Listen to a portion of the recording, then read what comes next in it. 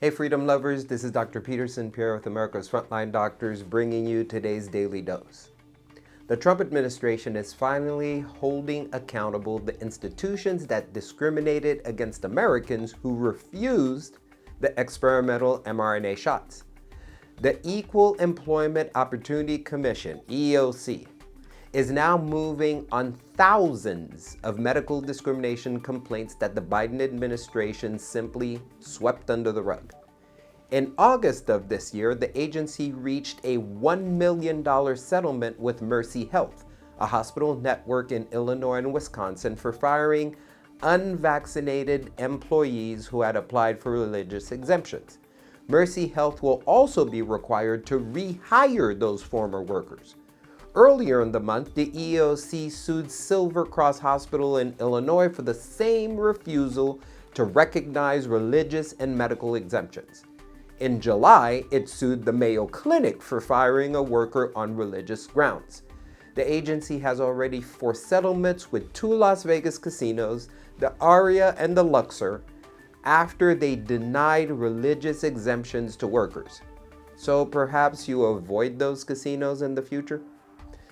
According to Acting Chair Andrea Lucas, the COVID-19 mandate was, quote, one of the greatest civil rights violations, end quote, in recent decades, making up nearly 20% of the EEOC's discrimination charges.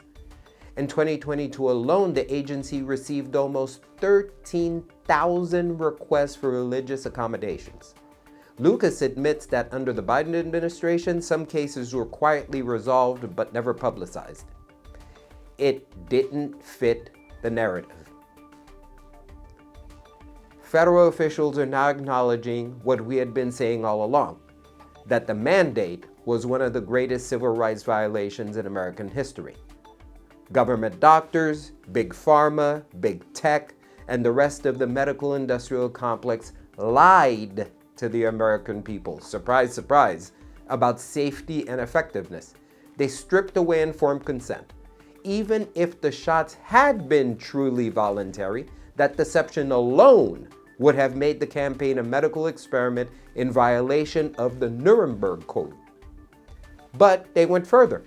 They made the injections a condition of work, of service, of travel, of survival. Many Americans submitted out of fear, not freedom. That trade, freedom for feardom, was one of the darkest bargains in our nation's history. We were told it was legal. We were told the Supreme Court settled it in Jacobson versus Massachusetts in 1905. But Jacobson concerned smallpox, an actually dangerous disease with high mortality. SARS-CoV-2, with its survival rate of 99.8%, was not. And Jacobson involved real vaccines, widely recognized to prevent disease. The mRNA products were not vaccines at all, which is why the CDC quietly changed the definition of vaccine in 2021 to something that merely protects against illness. That sleight of hand shows they knew the difference.